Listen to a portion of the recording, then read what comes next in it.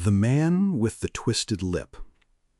When I glance over my notes and records of the Sherlock Holmes cases between the years 82 and 90, I am faced by so many which present strange and interesting features that it is no easy matter to know which to choose and which to leave.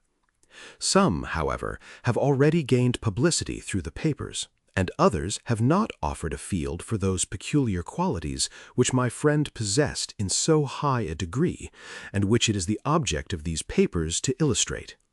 Some, too, have baffled his analytical skill, and would be, as narratives, beginnings without an ending, while others have been but partially cleared up, and have their explanations founded rather upon conjecture and surmise than on that absolute logical proof which was so dear to him.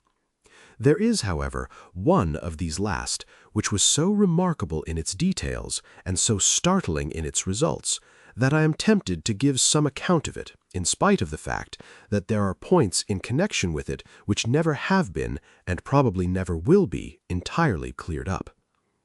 The year 87 furnished us with a long series of cases of greater or less interest, of which I retain the records.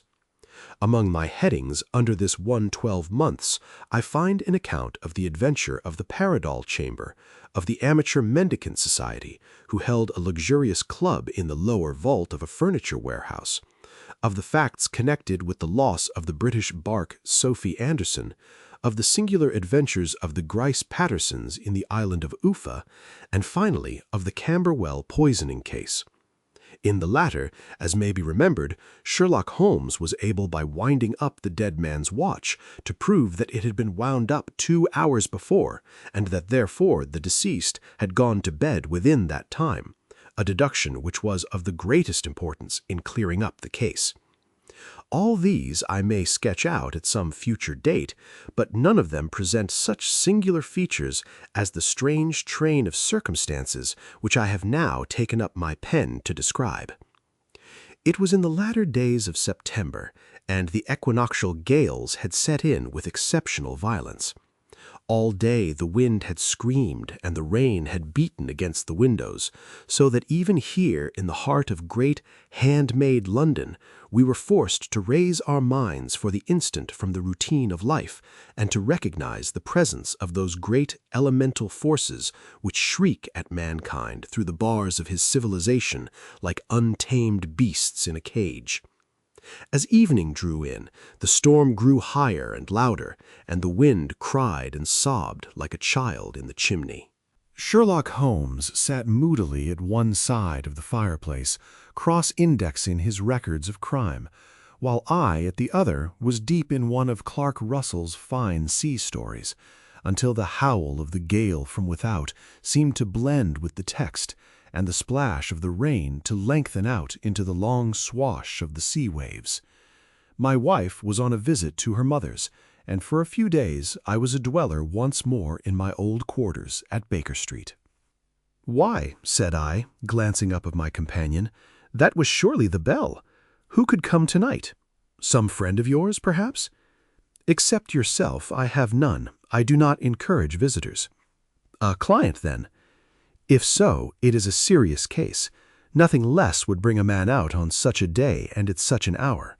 But I take it that it is more likely to be some crony of the landlady's." Sherlock Holmes was wrong in his conjecture, however, for there came a step in the passage and a tapping at the door. He stretched out his long arm to turn the lamp away from himself and towards the vacant chair upon which a newcomer must sit. "Come in," said he. The man who entered was young, some 22 at the outside, well-groomed and trimly clad, with something of refinement and delicacy in his bearing. The streaming umbrella which he held in his hand and his long shining waterproof told of the fierce weather through which he had come. He looked about him anxiously in the glare of the lamp, and I could see that his face was pale and his eyes heavy, like those of a man who was weighed down with some great anxiety. "I owe you an apology," he said, raising his golden pince-nez to his eyes. "I trust that I am not intruding. I fear that I have brought some traces of the storm and rain into your snug chamber." "Give me your coat and umbrella," said Holmes. They may rest here on the hook and will be dry presently. You have come up from the southwest, I see. Yes, from Horsham. That clay and chalk mixture which I see on your toe-caps is quite distinctive. I have come for advice. That is easily got. And help. That is not always so easy. I have heard of you, Mr. Holmes. I heard from Major Prendergast how you saved him in the Tankerville Club scandal. Ah, of course. He was wrongfully accused of cheating at cards. He said that you could solve anything. He said too much. That you are never beaten? I have been beaten 4 times, 3 times by men and once by a woman. But what is that compared with the number of your successes? It is true that I have been generally successful. Then you may be so with me. I beg that you will draw your chair up to the fire and favor me with some details as to your case. It is no ordinary one. None of those which come to me are. I am the last court of appeal. And yet I question, sir, whether in all your experience you have ever listened to a more mysterious and inexplicable chain of events than those which have happened in my own family. You fill me with interest, said Holmes. Pray give us the essential facts from the commencement, and I can afterwards question you as to those details which seem to me to be most important. The young man pulled his chair up and pushed his wet feet out towards the blaze. My name, he said, is John Openshaw, but my own affairs have, as far as I can understand, little to do with this awful business. It is a hereditary matter, so in order to give you an idea of the facts, I must go back to the commencement of the affair. You must know that my grandfather had 2 sons, my uncle Elias and my father Joseph. My father had a small factory at Coventry, which he enlarged at the time of the invention of bicycling. He was a patentee of the unbreakable Openshaw tire, and his business met with such success that he was able to sell it and to retire upon a handsome competence. My uncle Elias emigrated to America when he was a young man and became a planter in Florida, where he was reported to have done very well. At the time of the war, he fought in Jackson's army and afterwards under Hood, where he rose to be a colonel. When Lee laid down his arms, my uncle returned to his plantation, where he remained for 3 or 4 years. About 1869 or 1870, he came back to Europe and took a small estate in Sussex. Near Horsham. He had made a very considerable fortune in the States, and his reason for leaving them was his aversion to the Negroes and his dislike of the Republican policy in extending the franchise to them. He was a singular man, fierce and quick-tempered, very foul-mouthed when he was angry, and of a most retiring disposition. During all the years that he lived at Horsham, I doubt if ever he set foot in the town. He had a garden and 2 or 3 fields round his house, and there he would take his exercise, though very often, for weeks on end, he would never leave his room. He drank a great deal of brandy and smoked very heavily, but he would see no society and did not want any friends, not even his own brother. He didn't mind me. In fact, he took a fancy to me, for at the time when he saw me first, I was a youngster of 12 or so. This would be in the year 1878, after he had been 8 or 9 years in England. He begged my father to let me live with him, and he was very kind to me in his way. When he was sober, he used to be fond of playing backgammon and draughts with me, and he would make me his representative both with the servants and with the tradespeople, so that by the time that I was 16, I was quite master of the house. I kept all the keys and could go where I liked and do what I liked, so long as I did not disturb him in his privacy. There was one singular exception, however, for he had a single room, a lumber room up among the attics, which was invariably locked, and which he would never permit either me or anyone else to enter. With a boy's curiosity, I have peeped through the keyhole, but I was never able to see more than such a collection of old trunks and bundles as would be expected in such a room. One day, it was in March 1883, a letter with a foreign stamp lay on the table in front of the colonel's plate. It was not a common thing for him to receive letters, for his bills were all paid in ready money, and he had no friends of any sort. "From India," said he as he took it up. "Pondicherry postmark. What can this be?" Opening it hurriedly, out there jumped 5 little dried orange pips, which pattered down on his plate. I began to laugh at this, but the laugh was struck from my lips at the sight of his face. His lip had fallen, his eyes protruding, his skin the color of putty, and he glared at the envelope which he still held in his trembling hand. "K.K.K," he shrieked, and then, my God, my sins have overtaken me." "What is it, uncle?" I cried.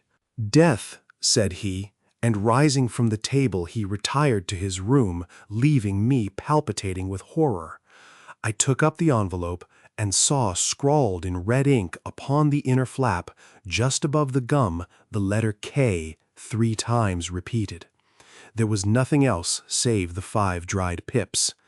What could be the reason of his overpowering terror? I left the breakfast table, and as I ascended the stair I met him coming down with an old rusty key which must have belonged to the attic in one hand and a small brass box like a cash box in the other. "They may do what they like, but I'll checkmate them still," said he with an oath. "Tell Mary that I shall want a fire in my room today, and send down to Fordham, the Horsham lawyer." I did as he ordered, and when the lawyer arrived I was asked to step up to the room. The fire was burning brightly, and in the grate there was a mass of black fluffy ashes, as of burned paper, while the brass box stood open and empty beside it. As I glanced at the lid, I noticed with a start that upon the lid was printed the treble K which I had read in the morning on the envelope. "I wish you, John," said my uncle, "to witness my will. I leave my estate with all its advantages and all its disadvantages to my brother, your father, whence it will no doubt descend to you. If you can enjoy it in peace, well and good. If you find you cannot, take my advice, my boy, and leave it to your deadliest enemy. I'm sorry to give you such a two-edged thing, but I can't say what turn things are going to take. Kindly sign the paper where Mr. Fordham shows you." I signed the paper as directed, and the lawyer took it away with him. The singular incident made, as you may think, the deepest impression upon me, and I pondered over it and turned it every way in my mind without being able to make anything of it. Yet I could not shake off the vague feeling of dread which it left behind, though the sensation grew less keen as the weeks passed and nothing to disturb the usual routine of our lives. I could see a change in my uncle, however. He drank more than ever, and he was less inclined for any sort of society. Most of his time he would spend in his room, with the door locked on the inside, but sometimes he would emerge in a sort of drunken frenzy, and would burst out of the house and tear about the garden with a revolver in his hand, screaming out that he was afraid of no man, and that he was not to be cooped up like a sheep in a pen by man or devil. When these hot fits were over, however, he would rush tumultuously in at the door and lock and bar it behind him. Like a man who can brazen it out no longer against the terror which lies at the roots of his soul. At such times I have seen his face, even on a cold day, glisten with moisture, as though it were new raised from a basin. Well, to come to an end of the matter, Mr. Holmes, and not to abuse your patience, there came a night when he made one of those drunken sallies from which he never came back. We found him, when we went to search for him, face down in a little green scummed pool which lay at the foot of the garden. There was no sign of any violence, and the water was but 2 feet deep, so that the jury, having regard to his known eccentricity, brought in a verdict of suicide. But I, who knew how he winced from the very thought of death, had much ado to persuade myself that he had gone out of his way to meet it. The matter passed, however, and my father entered into possession of the estate and of some £14,000 which lay to his credit at the bank. "One moment," Holmes interposed. "Your statement is, I foresee, one of the most remarkable to which I have ever listened.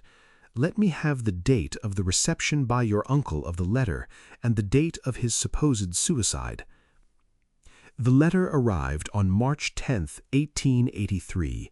His death was 7 weeks later, upon the night of May 2nd. "Thank you. Pray proceed."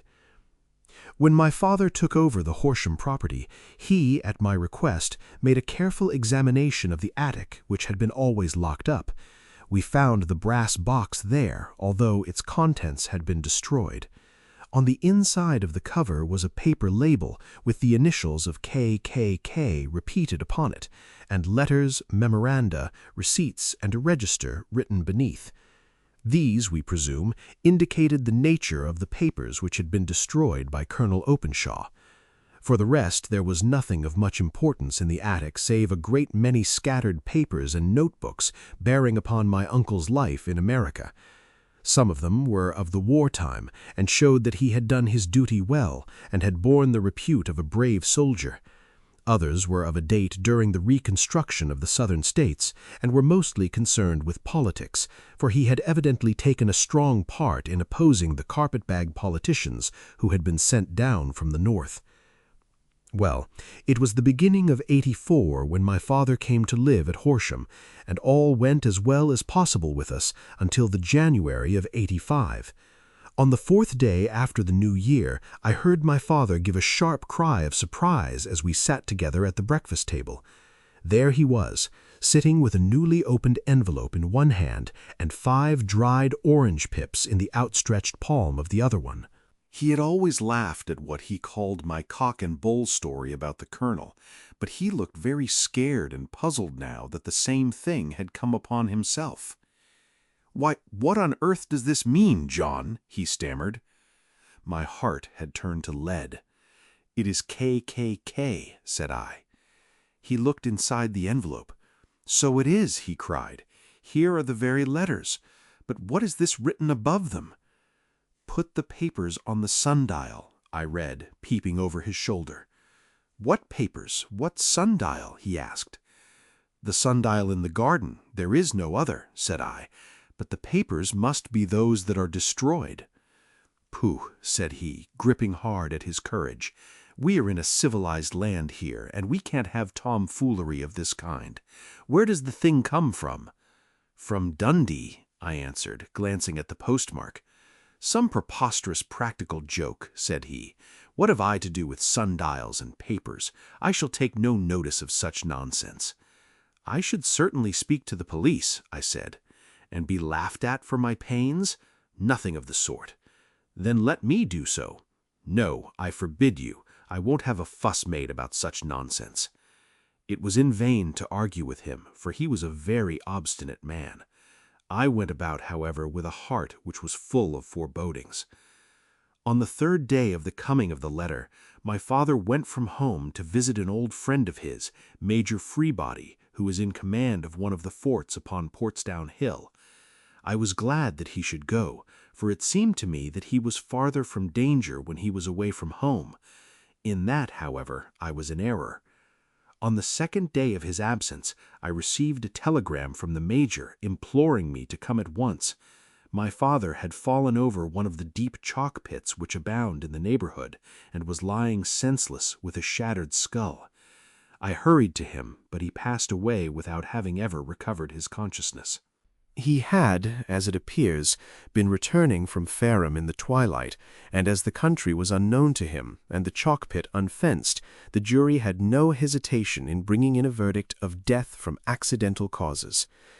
Carefully as I examined every fact connected with his death, I was unable to find anything which could suggest the idea of murder. There were no signs of violence, no footmarks, no robbery, no record of strangers having been seen on the roads. And yet I need not tell you that my mind was far from at ease, and that I was well nigh certain that some foul plot had been woven round him. In this sinister way I came into my inheritance. You will ask me why I did not dispose of it. I answer, because I was well convinced that our troubles were in some way dependent upon an incident in my uncle's life, and that the danger would be as pressing in one house as in another. It was in January 85 that my poor father met his end, and 2 years and 8 months have elapsed since then. During that time I have lived happily at Horsham, and I had begun to hope that this curse had passed away from the family, and that it had ended with the last generation. I had begun to take comfort too soon, however. Yesterday morning the blow fell in the very shape in which it had come upon my father. The young man took from his waistcoat a crumpled envelope, and, turning to the table, he shook out on it 5 little dried orange pips. "This is the envelope," he continued. "The postmark is London, Eastern Division. Within are the very words which were upon my father's last message, K.K.K, and then put the papers on the sundial." "What have you done?" asked Holmes. "Nothing. Nothing." To tell the truth, he sank his face into his thin white hands. "I have felt like one of those poor rabbits when the snake is writhing towards it. I seem to be in the grasp of some resistless, inexorable evil which no foresight and no precautions can guard against." "Tut, tut," cried Sherlock Holmes. "You must act, Ran, or you are lost. Nothing but energy can save you. This is no time for despair." "I have seen the police." "Ah! But they listened to my story with a smile. I'm convinced that the inspector has formed the opinion that the letters are all practical jokes." "And that the deaths of my relations were really accidents, as the jury stated, and were not to be connected with the warnings." Holmes shook his clenched hands in the air. "Incredible imbecility!" he cried. "They have, however, allowed me a policeman, who may remain in the house with me." "Has he come with you tonight?" "No. His orders were to stay in the house." Again Holmes raved in the air. "Why did you come to me? And above all, why did you not come at once?" "I did not know. It was only today that I spoke to Major Prendergast about my troubles, and was advised by him to come to you." "It is really 2 days since you had the letter. We should have acted before this. You have no further evidence, I suppose, than that which you have placed before us, no suggestive detail which might help us." "There is one thing," said John Openshaw. He rummaged in his coat pocket, and drawing out a piece of discolored, blue-tinted paper, he laid it out on the table. "I have some remembrance," he said, "that on the day when my uncle burned the papers, I observed that the small unburned margins which lay amid the ashes were of this particular color. I found this single sheet upon the floor of his room, and I am inclined to think that it may be one of the papers which has perhaps fluttered out from among the others, and in that way has escaped destruction. Beyond the mention of pips, I do not see that it helps us much. I think myself that it is a page from some private diary. The writing is undoubtedly my uncle's." Holmes moved the lamp, and we both bent over the sheet of paper, which showed by its ragged edge that it had indeed been torn from a book. It was headed March 1869, and beneath were the following enigmatical notices. 4th, Hudson came, same old platform. 7th, set the pips on Macaulay, Paramore, and John Swain of St. Augustine. 9th, Macaulay cleared. 10th, John Swain cleared. 12th, visited Paramore. "Thank you," said Holmes, folding up the paper and returning it to our visitor. "And now you must on no account lose another instant. We cannot spare time even to discuss what you have told me. You must get home instantly and act." "What shall I do?" "There is but one thing to do. It must be done at once. You must put this piece of paper, which you have shown us, into the brass box which you have described. You must also put in a note to say that all the other papers were burned by your uncle, and that this is the only one which remains. You must assert that in such words as will carry conviction with them. Having done this, you must at once put the box out upon the sundial as directed. Do you understand?" "Entirely." "Do not think of revenge or anything of the sort at present. I think that we may gain that by means of the law, but we have our web to weave, while theirs is already woven. The first consideration is to remove the pressing danger which threatens you. The second is to clear up the mystery and to punish the guilty parties. "I thank you," said the young man, rising and pulling on his overcoat. "I shall certainly do as you advise. Do not lose an instant, and above all, take care of yourself in the meanwhile, for I do not think that there can be a doubt that you are threatened by a very real and imminent danger. How do you go back?" "By train from Waterloo." "It is not yet 9. The streets will be crowded, so I trust that you may be in safety, and yet you cannot guard yourself too closely. I am armed, that is well. Tomorrow I shall set to work upon your case." "I shall see you at Horsham, then." "No, your secret lies in London. It is there that I shall seek it." "Then I shall call upon you in a day or in 2 days with news as to the box and the papers. I shall take your advice in every particular." He shook hands with us and took his leave. Outside, the wind still screamed and the rain splashed and pattered against the windows. This strange, wild story seemed to have come to us from amid the mad elements, blown in upon us like a sheet of seaweed in a gale, and now to have been reabsorbed by them once more. Sherlock Holmes sat for some time in silence, with his head sunk forward and his eyes bent upon the red glow of the fire. Then he lit his pipe, and leaning back in his chair, he watched the blue smoke rings as they chased each other up to the ceiling. "I think, Watson," he remarked at last, "that of all our cases we have had none more fantastic than this. Save, perhaps, the sign of 4. Well, yes, save perhaps that. And yet this John Openshaw seems to me to be walking amid even greater perils than did the Sholtos." "But have you," I asked, "formed any definite conception as to what these perils are?" "There can be no question as to their nature."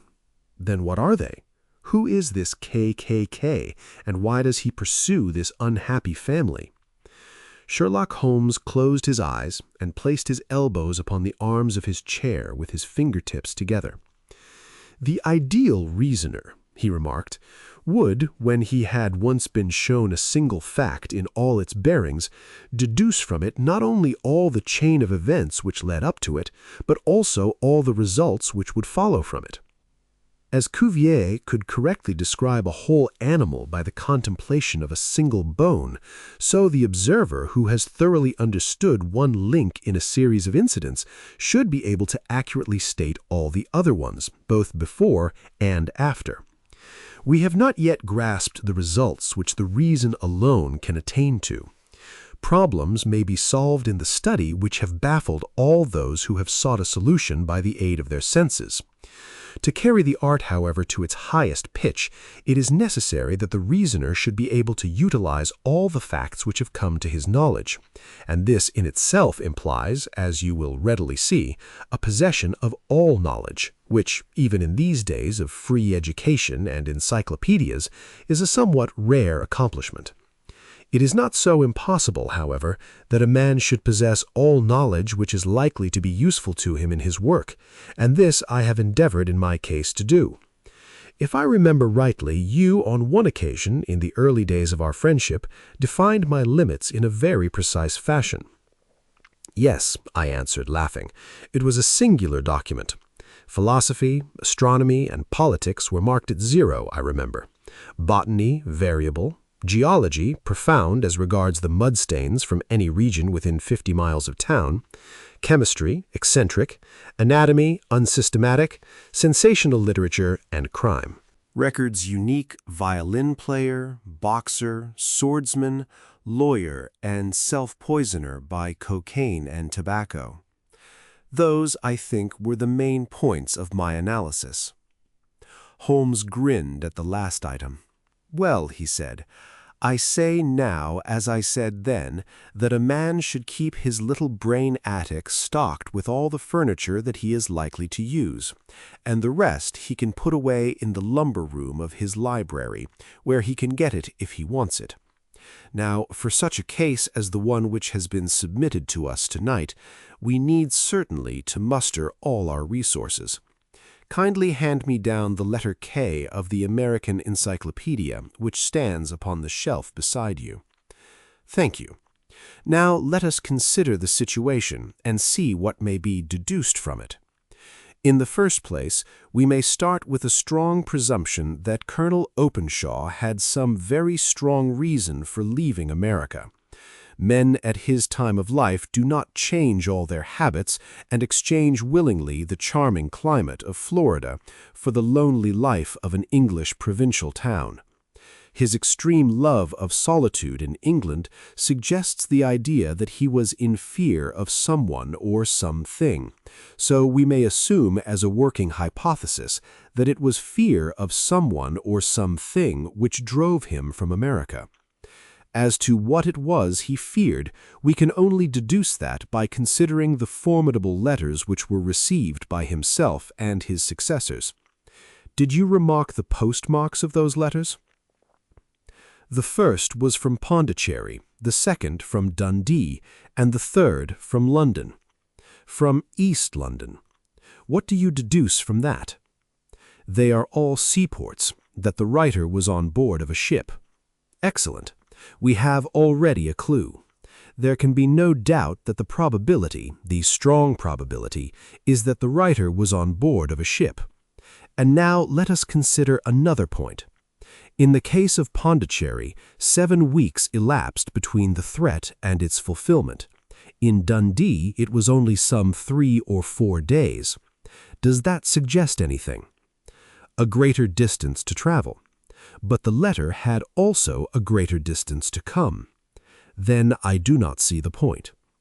There is at least a presumption that the vessel in which the man or men are is a sailing ship. It looks as if they always send their singular warning or token before them when starting on their mission. You see how quickly the deed followed the sign when it came from Dundee. If they had come from Pondicherry in a steamer, they would have arrived almost as soon as their letter.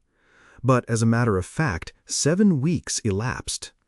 I think that those 7 weeks represented the difference between the mailboat which brought the letter and the sailing vessel which brought the writer. It is possible. More than that, it is probable.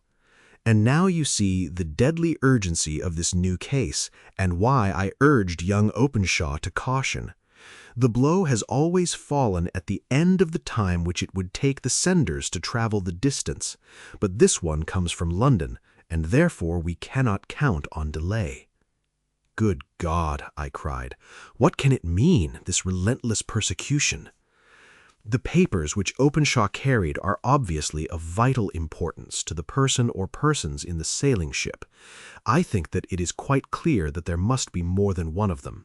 A single man could not have carried out 2 deaths in such a way as to deceive a coroner's jury. There must have been several in it, and they must have been men of resource and determination. Their papers they mean to have, be the holder of them who it may. In this way, you see, K.K.K. ceases to be the initials of an individual and becomes the badge of a society. But of what society? Have you never, said Sherlock Holmes, bending forward and sinking his voice, have you never heard of the Ku Klux Klan?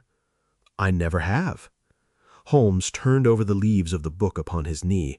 Here it is, said he presently, as Ku Klux Klan, a name derived from the fanciful resemblance to the sound produced by cocking a rifle. This terrible secret society was formed by some ex-Confederate soldiers in the southern states after the Civil War, and it rapidly formed local branches in different parts of the country, notably in Tennessee, Louisiana, the Carolinas, Georgia, and Florida. Its power was used for political purposes, principally for the terrorizing of the Negro voters and the murdering and driving from the country of those who were opposed to its views. Its outrages were usually preceded by a warning sent to the marked man in some fantastic but generally recognized shape, a sprig of oak leaves in some parts, melon seeds or orange pips in others. On receiving this, the victim might either openly abjure his former ways or fly from the country. If he braved the matter out, death would unfailingly come upon him, and usually in some strange and unforeseen manner. So perfect was the organization of the society, and so systematic its methods, that there is hardly a case on record where any man succeeded in braving it with impunity, or in which any of its outrages were traced home to the perpetrators. For some years, the organization flourished in spite of the efforts of the United States government and of the better classes of the community in the South. Eventually, in the year 1869, the movement rather suddenly collapsed, although there have been sporadic outbreaks of the same sort since that date. "You will observe," said Holmes, laying down the volume, "that the sudden breaking up of the society was coincident with the disappearance of Openshaw from America with their papers. It may well have been cause and effect. It is no wonder that he and his family have some of the more implacable spirits upon their track. You can understand that this register and diary may implicate some of the first men in the South, and that there may be many who will not sleep easy at night until it is recovered. Then the page we have seen is such as we might expect. It ran, if I remember right, sent the pips to A, B, and C, that is, sent the society's warning to them. Then there are successive entries that A and B cleared or left the country, and finally that C was visited, with, I fear, a sinister result for C. Well, I think, Doctor, that we may let some light into this dark place, and I believe that the only chance young Openshaw has in the meantime is to do what I have told him. There is nothing more to be said or to be done tonight, so hand me over my violin, and let us try to forget for half an hour the miserable weather and the still more miserable ways of our fellow men." It had cleared in the morning, and the sun was shining with a subdued brightness through the dim veil which hangs over the great city. Sherlock Holmes was already at breakfast when I came down. "You will excuse me for not waiting for you," said he. "I have, I foresee, a very busy day before me in looking into this case of young Openshaw's." "What steps will you take?" I asked. "It will very much depend upon the results of my first inquiries. I may have to go down to Horsham after all." "You will not go there first?" "No, I shall commence with the city. Just ring the bell and the maid will bring up your coffee." As I waited, I lifted the unopened newspaper from the table and glanced my eye over it. It rested upon a heading which sent a chill to my heart. "Holmes," I cried, "you are too late." "Ah," he said, laying down his cup, "I feared as much. How was it done?" He spoke calmly, but I could see that he was deeply moved. My eye caught the name of Openshaw and the heading, "Tragedy near Waterloo Bridge." Here is the account. "Between 9 and 10 last night, Police Constable Cook of the H Division on duty near Waterloo Bridge heard a cry for help and a splash in the water. The night, however, was extremely dark and stormy, so that, in spite of the help of several passers-by, it was quite impossible to effect a rescue. The alarm, however, was given, and by the aid of the water police, the body was eventually recovered.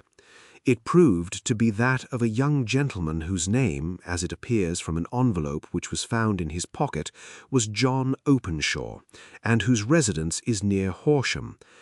It is conjectured that he may have been hurrying down to catch the last train from Waterloo Station, and that in his haste and the extreme darkness he missed his path and walked over one of the small landing places for river steamboats.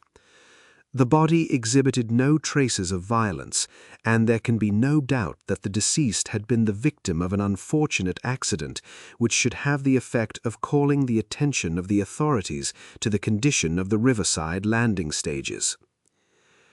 We sat in silence for some minutes, Holmes more depressed and shaken than I had ever seen him. "That hurts my pride, Watson," he said at last.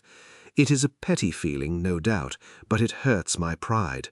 It becomes a personal matter with me now, and if God sends me health, I shall set my hand upon this gang. That he should come to me for help, and that I should send him away to his death.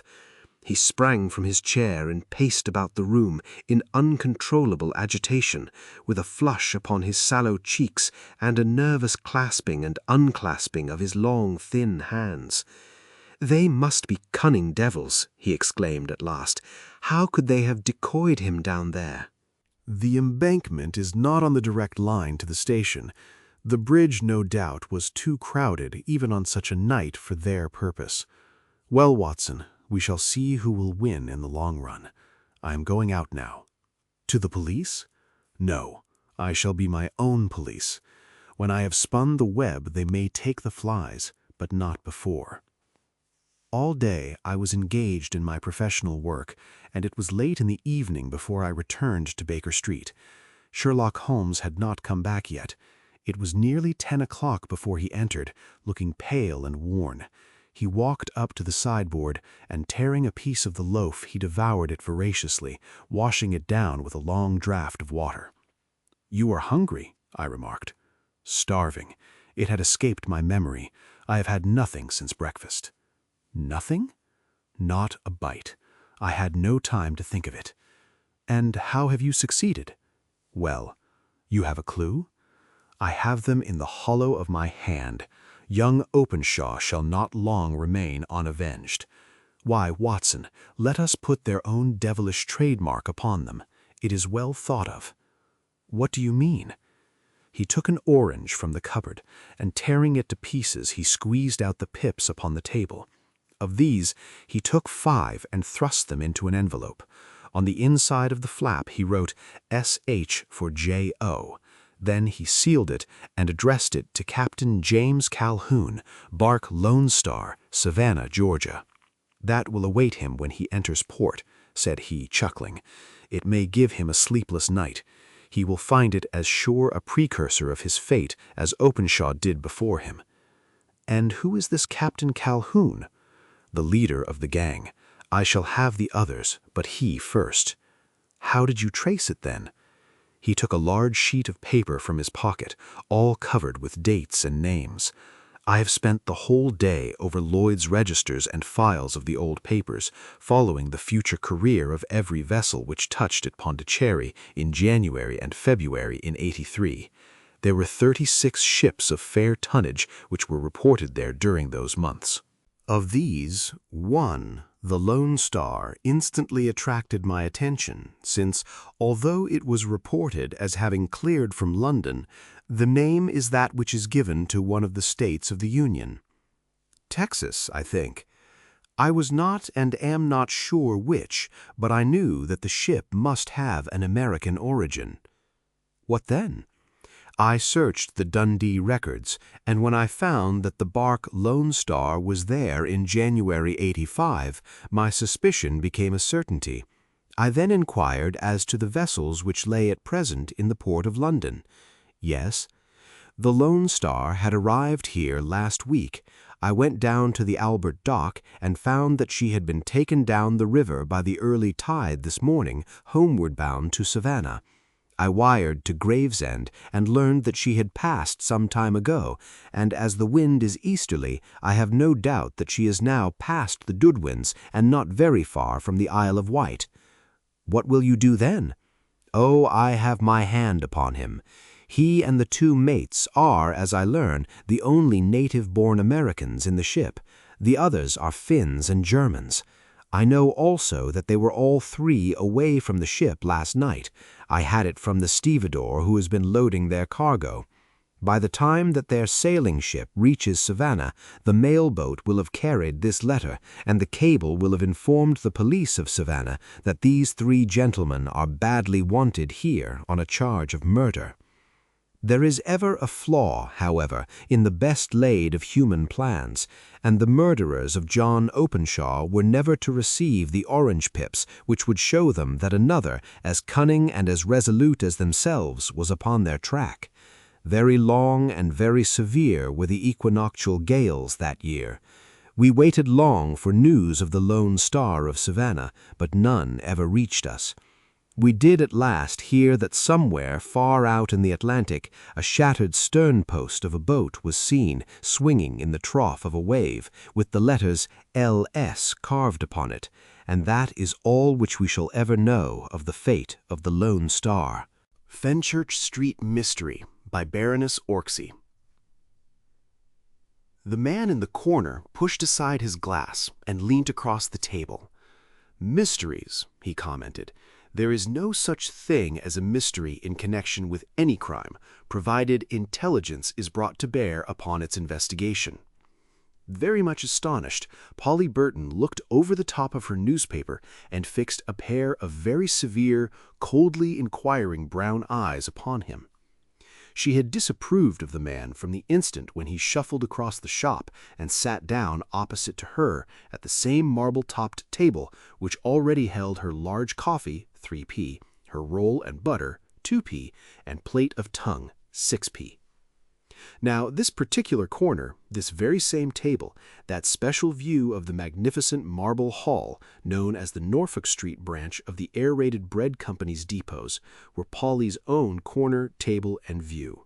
Here she had partaken of 11 pennyworth of luncheon and 1 pennyworth of daily information ever since that glorious, never-to-be-forgotten day when she was enrolled on the staff of the Evening Observer, we'll call it that, if you please, and became a member of that illustrious and world-famous organization known as the British Press.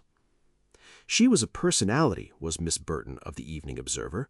Her cards were printed thus: Miss Mary J. Burton, Evening Observer. She had interviewed Miss Ellen Terry and the Bishop of Madagascar, Mr. Seymour Hicks and the Chief Commissioner of Police. She had been present at the last Marlborough House garden party, that is to say, in the cloakroom, where she caught sight of Lady Thingamajig's hat, Miss What-You-May-Call Sunshade, and various other things modistical or fashionable, all of which were duly described under the heading Royalty and Dress in the early afternoon edition of the Evening Observer. For these reasons, and for various others too, Polly felt irate with the man in the corner, and told him so with her eyes, as plainly as any pair of brown eyes can speak. She had been reading an article in the Daily Telegraph. The article was palpitatingly interesting. Had Polly been commenting audibly upon it? Certain it is that the man over there had spoken in direct answer to her thoughts. She looked at him and frowned. The next moment she smiled. Miss Burton of the Evening Observer had a keen sense of humor, which 2 years' association with the British press had not succeeded in destroying, and the appearance of the man was sufficient to tickle the most ultra-morose fancy. Polly thought to herself that she had never seen anyone so pale, so thin, with such funny light-colored hair brushed very smoothly across the top of a very obviously bald crown. He looked so timid and nervous as he fidgeted incessantly with a piece of string, his long, lean, and trembling fingers tying and untying it into knots of wonderful and complicated proportions. Having carefully studied every detail of the quaint personality, Polly felt more amiable.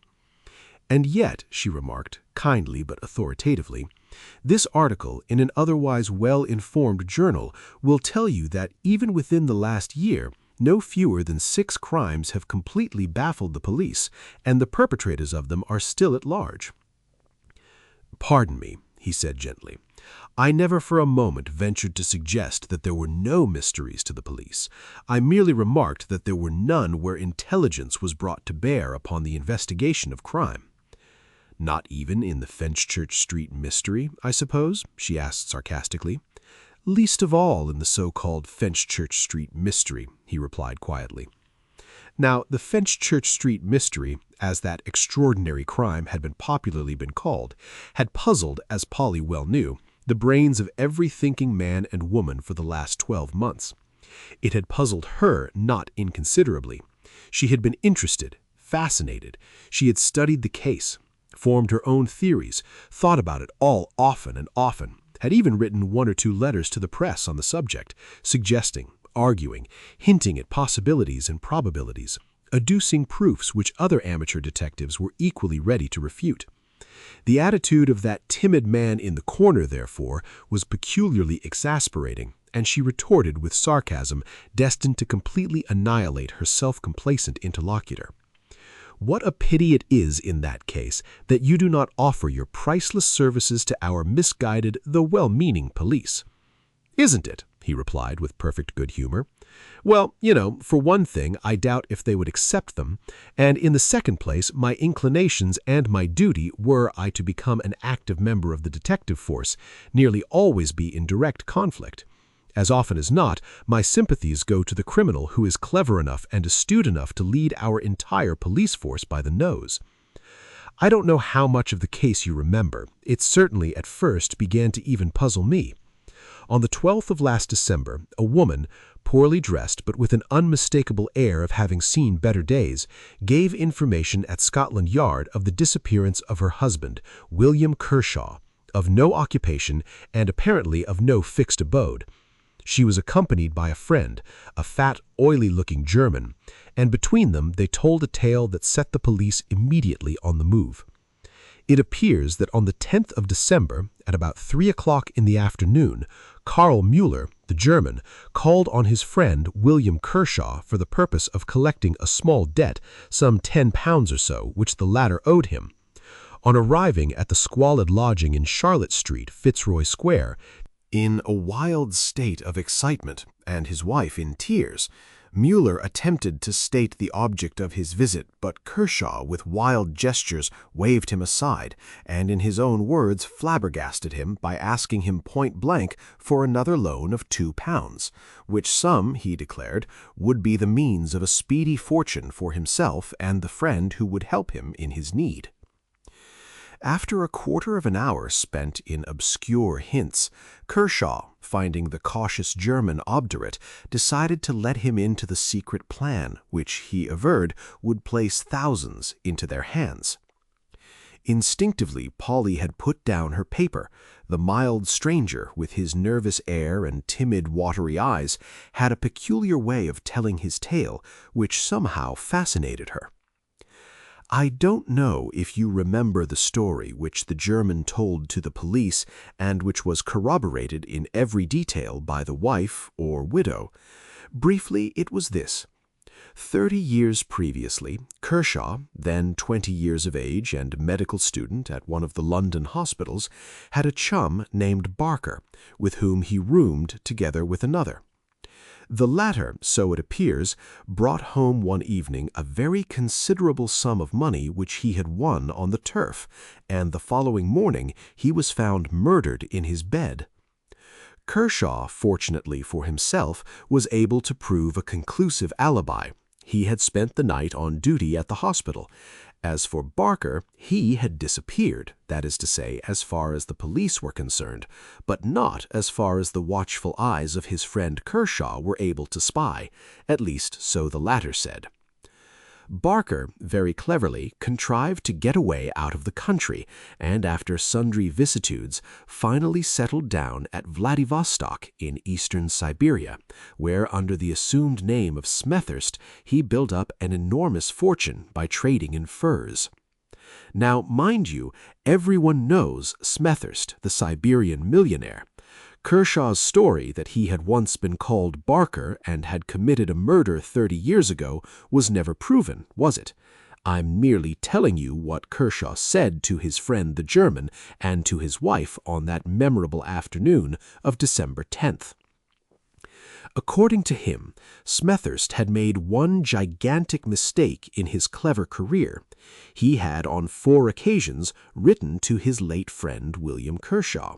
2 of these letters had no bearing on the case, since they were written more than 25 years ago, and Kershaw, moreover, had lost them, so he said, long ago. According to him, however, the first of these letters was written when Smethurst, alias Barker, had spent all the money he had obtained from the crime and found himself destitute in New York. Kershaw, then in fairly prosperous circumstances, sent him a £10 note for the sake of old times. The second, when the tables had turned and Kershaw had begun to go downhill, Smethurst, as he then already called himself, sent his whilom friend £50. After that, as Mueller gathered, Kershaw had made sundry demands on Smethurst's ever-increasing purse and accompanied these demands by various threats, which, considering the distant country in which the millionaire lived, were worse than futile.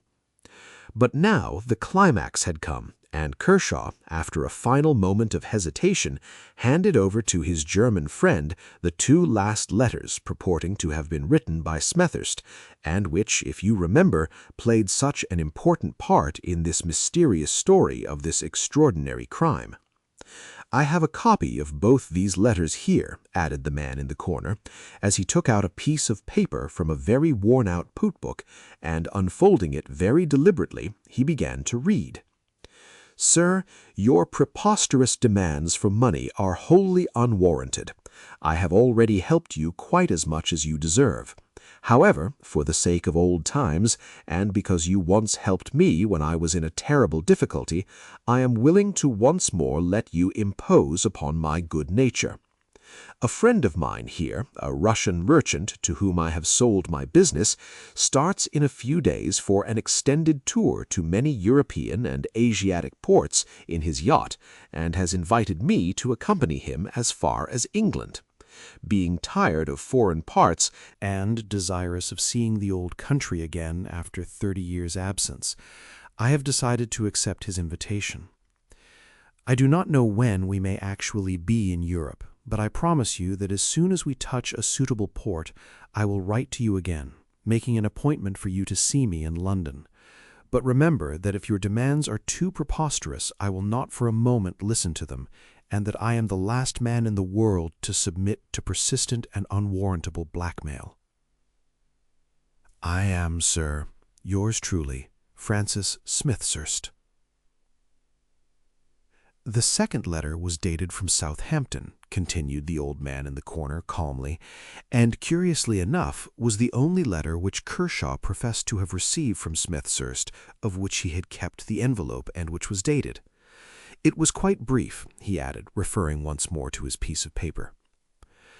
"Dear Sir, referring to my letter of a few weeks ago, I wish to inform you that the Sascosello will touch at Tilbury on Tuesday next, the 10th. I shall land there and immediately go up to London by the first train I can get. If you like, you may meet me at Fenchurch Street Station in the first-class waiting room in the late afternoon. Since I surmise that after 30 years' absence my face may not be familiar to you, I may as well tell you that you will recognize me by a heavy astrakhan fur coat which I shall wear, together with a cap of the same. You may then introduce yourself to me, and I will personally listen to what you may have to say. Yours faithfully, Francis Smethurst." It was this last letter which had caused William Kershaw's excitement and his wife's tears. In the German's own words, he was walking up and down the room like a wild beast, gesticulating wildly and muttering sundry exclamations. Mrs. Kershaw, however, was full of apprehension. She mistrusted the man from foreign parts, who, according to her husband's story, had already one crime upon his conscience, who might, she feared, risk another in order to be rid of a dangerous enemy. Womanlike, she thought the scheme a dishonorable one, for the law, she knows, is severe on the blackmailer. The assignment might be a cunning trap in any case. It was a curious one. Why, she argued, did not Smethurst elect to see Kershaw at his hotel the following day? 1,000 whys and wherefores made her anxious, but the fat German had been won over by Kershaw's visions of untold gold held tantalizingly before his eyes. Half an hour afterwards Kershaw had left his lodgings, and that was the last the unfortunate woman saw of her husband, or Mueller the German, of his friend. Anxiously his wife waited that night, but he did not return.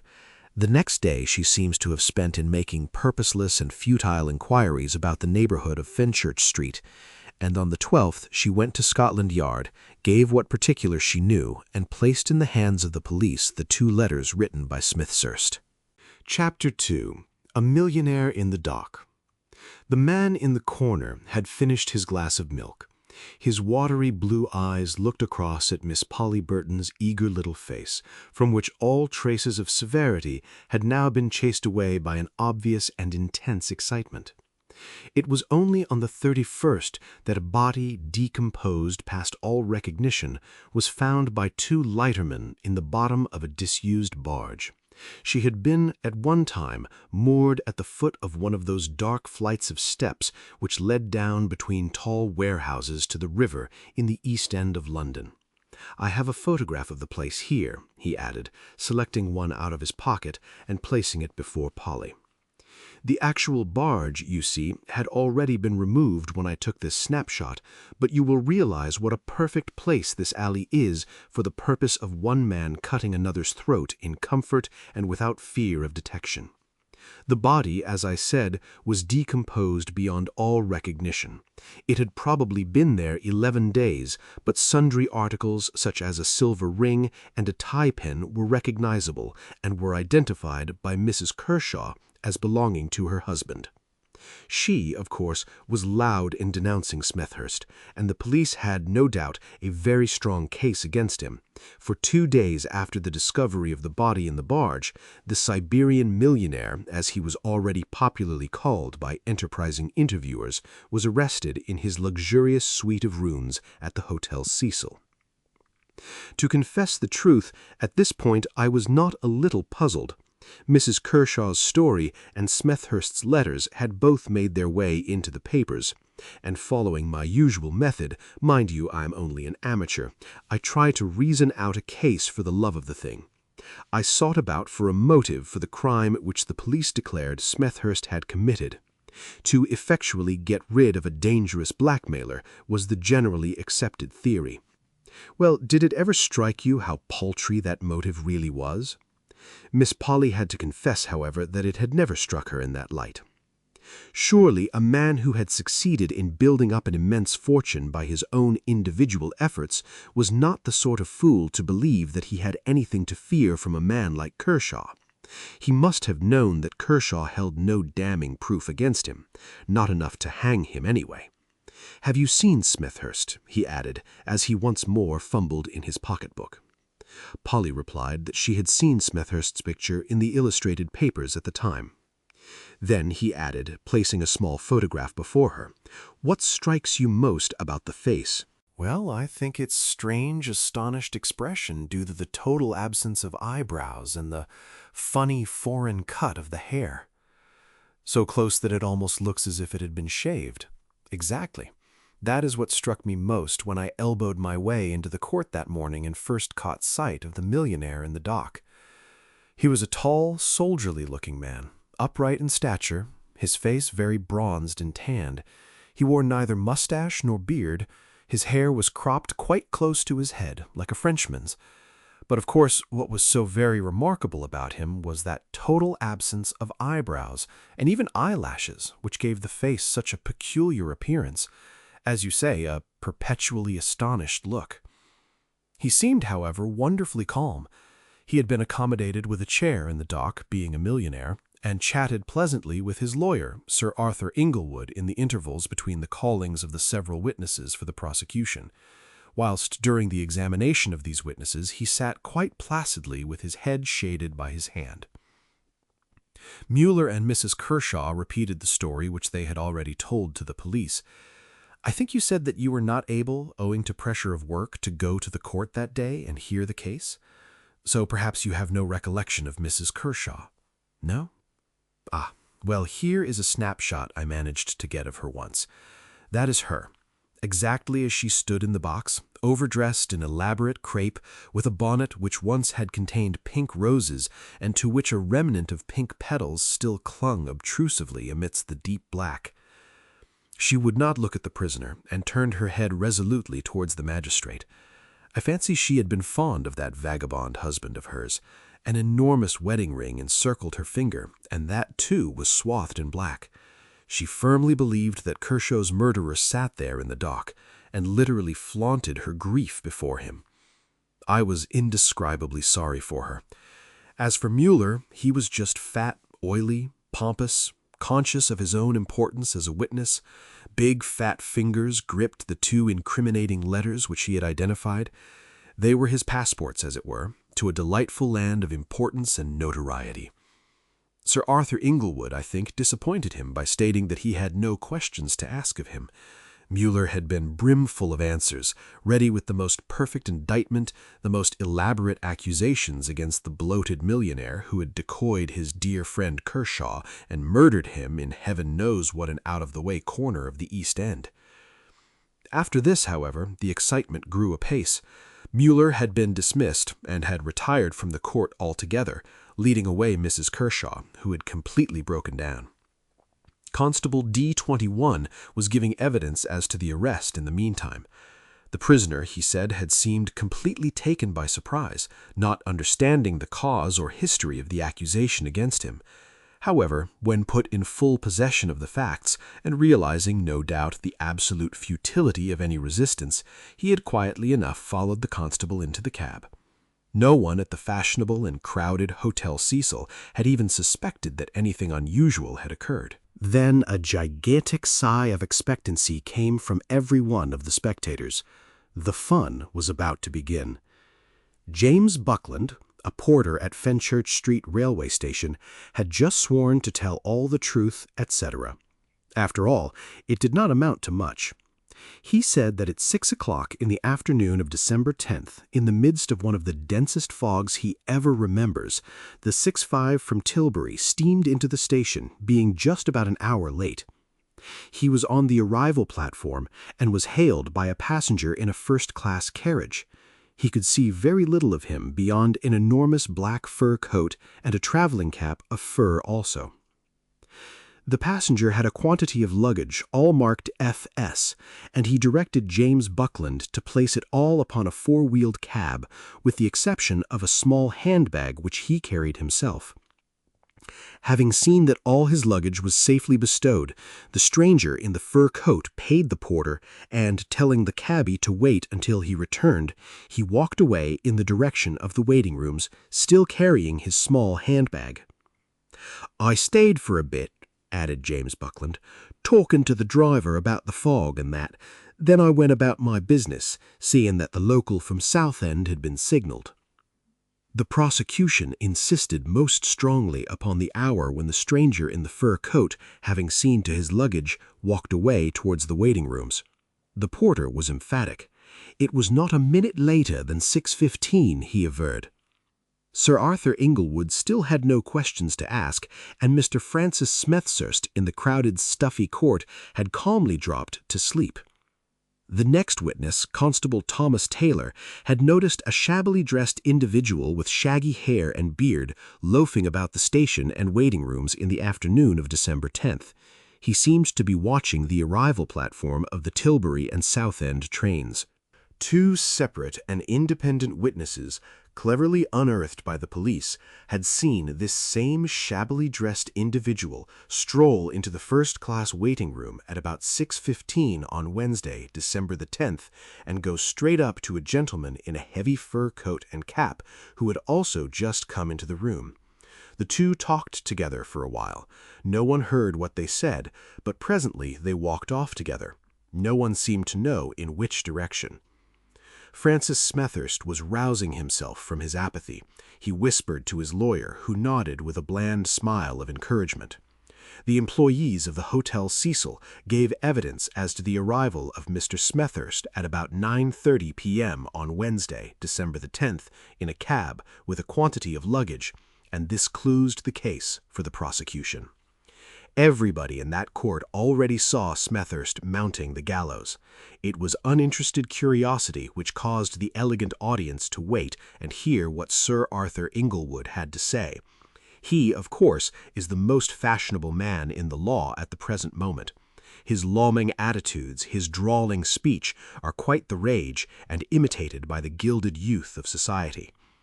Even at this moment, when the Siberian millionaire's neck literally and metaphorically hung in the balance, an expectant titter went around the fair spectators as Sir Arthur stretched out his long, loose limbs and lounged across the table. He waited to make his effect. Sir Arthur is a born actor, and there is no doubt that he made it when in his slowest, most drawly tones he said quietly, With regard to this alleged murder of one William Kershaw on Wednesday, December the 10th, between 6:15 and 8:45 p.m., Your Honor, I now propose to call 2 witnesses who saw this same William Kershaw alive on Tuesday afternoon, December 16th, that is to say, 6 days after the supposed murder. It was as if a bombshell had exploded in the court. Even His Honor was aghast, and I am sure the lady next to me only recovered from the shock of the surprise in order to wonder whether she need put off her dinner party after all.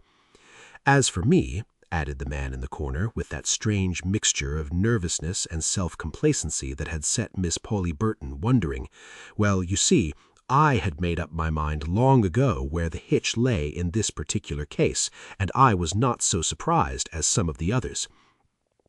Perhaps you remember the wonderful development of the case, which so completely mystified the police, and in fact everybody except myself.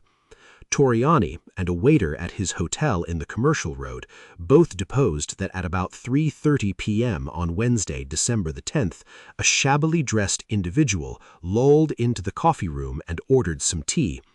He was pleasant enough and talkative, told the waiter that his name was William Kershaw, that very soon all London would be talking about him, as he was about, through an unexpected stroke of good fortune, to become a very rich man, and so on, and so on. Nonsense without end. When he had finished his tea, he lolled out again, but no sooner had he disappeared down a turning of the road than the waiter discovered an old umbrella left behind accidentally by the shabby, talkative individual.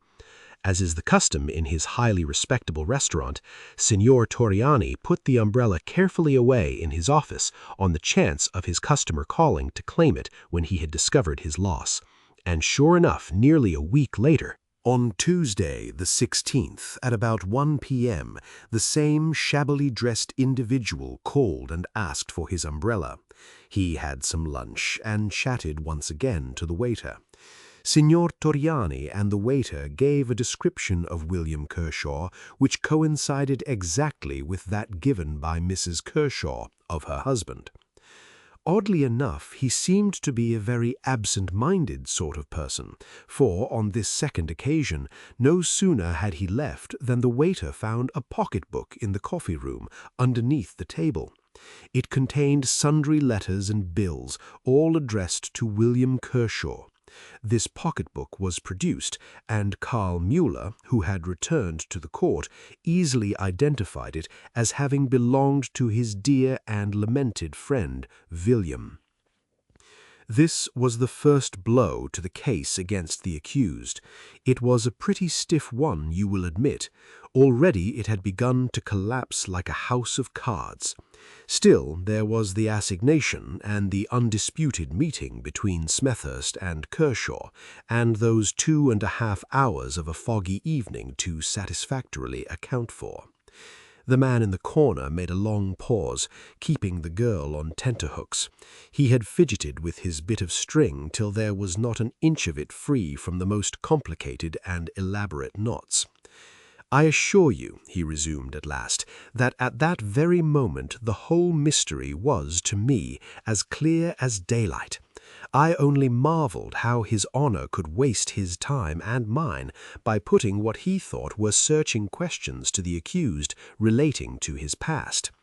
Francis Smethurst, who had quite shaken off his somnolence, spoke with a curious nasal twang and with an almost imperceptible soupçon of foreign accent. He calmly denied Kershaw's version of his past, declared that he had never been called Barker, and certainly had never been mixed up in any murder case 30 years ago. "But you knew this man Kershaw since you wrote to him," persisted His Honor. "Pardon me, Your Honor," said the accused quietly, "I have never, to my knowledge, seen this man Kershaw, and I can swear that I never wrote to him." "Never wrote to him," retorted His Honor warningly. "That's a strange assertion to make, when I have 2 of your letters to him in my hands at the present moment." "I never wrote those letters, Your Honor," persisted the accused quietly. "They are not in my handwriting. "Which we can easily prove," came in Sir Arthur Inglewood's drawly tones, as he handed up a packet to His Honour. "Here are a number of letters written by my client since he has landed in England, and some of which were written under my very eyes." As Sir Arthur Inglewood had said, this could easily be proved, and the prisoner, at His Honour's request, scribbled a few lines together with his signature several times on a sheet of notepaper. It was easy to read upon the magistrate's astounded countenance that there was not the slightest similarity in the two handwritings. A fresh mystery had cropped up. Who then made the assignation with William Kershaw at Fenchurch railway station? The prisoner gave a fairly satisfactory account of the employment of his time since his landing in England. "I came over on the Tsarsko Selo, a yacht belonging to a friend of mine. When we arrived at the mouth of the Thames, there was such a dense fog that it was 24 hours before it was thought safe for me to land. My friend, who is a Russian, wouldn't land at all. He was regularly frightened at this land of fogs. He was going on to Madeira immediately. I actually landed on Tuesday the 10th and took a train at once for town. I did see to my luggage and a cab, as the porter and driver told Your Honor. Then I tried to find my way to a refreshment room where I could get a glass of wine. I drifted into the waiting room, and there I was accosted by a shabbily dressed individual who began telling me a piteous tale. Who he was I do not know. He said he was an old soldier who had served his country faithfully and then been left to starve. He begged of me to accompany him to his lodgings, where I could see his wife and starving children and verify the truth and piteousness of his tale. Well, Your Honor, added the prisoner with noble frankness, it was my first day in the old country. I had come back after 30 years with my pockets full of gold, and this was the first sad tale I had heard. But I'm a businessman and did not want to be exactly done in the eye. I followed my man through the fog, out into the streets. He walked silently by my side for a time. I had no notion where I was. Suddenly I turned to him with some question and realized in a moment that my gentleman had given me the slip.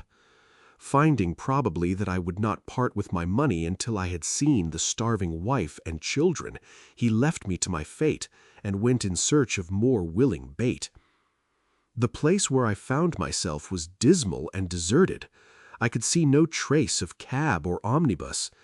I retraced my steps and tried to find my way back to the station, only to find myself in worse and more deserted neighborhoods.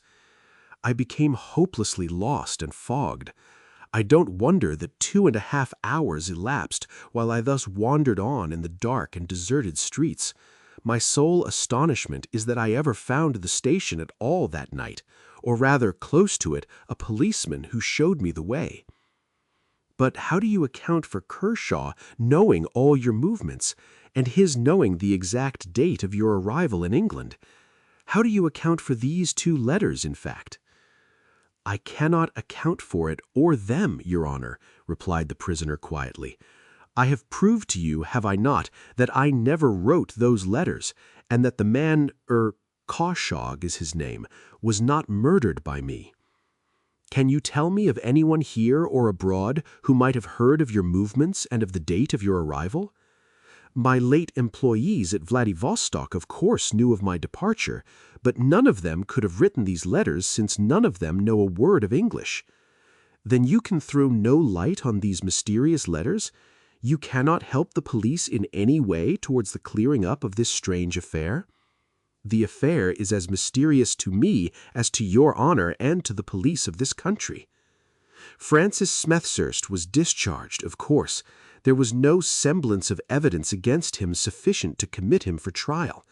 The 2 overwhelming points of his defense, which had completely routed the prosecution, were firstly, the proof that he never wrote the letters making the assignation, and secondly, the fact that the man supposed to have been murdered on the 10th was seen to be alive and well on the 16th. But then, who in the world was the mysterious individual who had apprised Kershaw of the movements of Smethurst, the millionaire? Chapter 3. His Deduction. The man in the corner cocked his funny thin head on one side and looked at Polly. Then he took up his beloved bit of string and deliberately untied every knot he had made in it. When it was quite smooth, he laid it out upon the table. "I will take you, if you like, point by point along the line of reasoning which I followed myself, and which will inevitably lead you, as it led me, to the only possible solution of the mystery. First take this point," he said, with nervous restlessness, once more taking up his bit of string, and forming with each point raised a series of knots which would have shamed a navigating instructor. Obviously, it was impossible for Kershaw not to have been acquainted with Smethurst, since he was fully apprised of the latter's arrival in England by 2 letters. Now, it was clear to me from the first that no one could have written those 2 letters except Smethurst. You will argue that those letters were proved not to have been written by the man in the dock. Exactly. Remember, Kershaw was a careless man. He had lost both envelopes. To him they were insignificant. Now it was never disproved that those letters were written by Smethurst. "But," suggested Polly. "Wait a minute," he interrupted, while knot number 2 appeared upon the scene. "It was proved that 6 days after the murder, William Kershaw was alive and visited the Torriani Hotel, where he was already known, and where he conveniently left a pocketbook behind so that there should be no mistake as to his identity.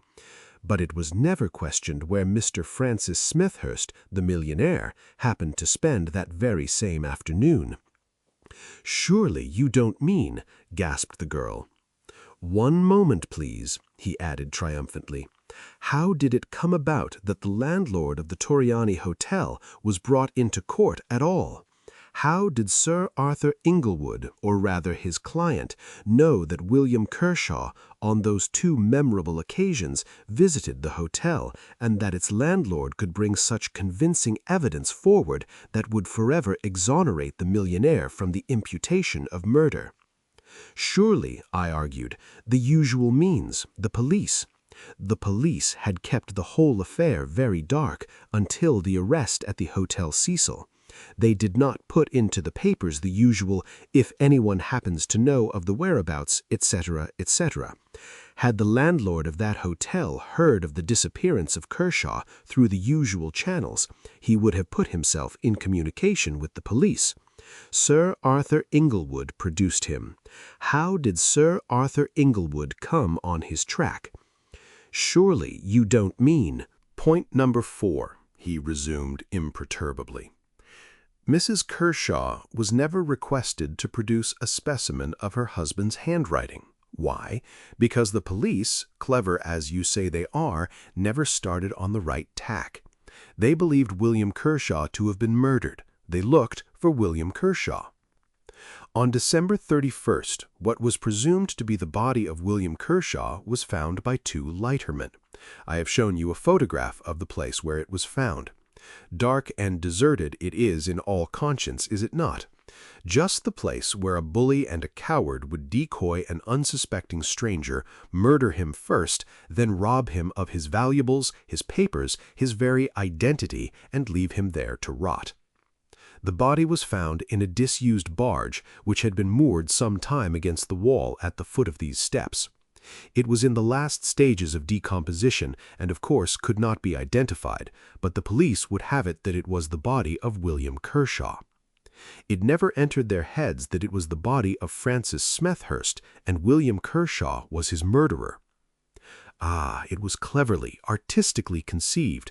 Kershaw is a genius. Think of it all. His disguise. Kershaw had a shaggy beard, hair, and mustache. He shaved up to his very eyebrows. No wonder that even his wife did not recognize him across the court. And remember, she never saw much of his face while he stood in the dock. Chapter 4. His Deduction. Kershaw was shabby, slouchy, he stooped. Smethurst, the millionaire, might have served in the Prussian army. Then that lovely trait about going to revisit the Torriani Hotel, just a few days' grace in order to purchase mustache and beard and wig exactly similar to what he had shaved off himself. Making up to look like himself. Splendid. Then leaving the pocketbook behind. He. Kershaw was not murdered. Of course not. He called at the Torriani Hotel 6 days after the murder, whilst Mr. Smethurst, the millionaire, hobnobbed in the park with duchesses. Hang such a man. Fie. He fumbled for his hat. With nervous, trembling fingers, he held it deferentially in his hand whilst he rose from the table. Polly watched him as he strode up to the desk and paid 2 pence for his glass of milk and his bun. Soon he disappeared through the shop, whilst she still found herself hopelessly bewildered, with a number of snapshot photographs before her, still staring at a long piece of string, smothered from end to end in a series of knots, as bewildering, as irritating, as puzzling as the man who had lately sat in the corner.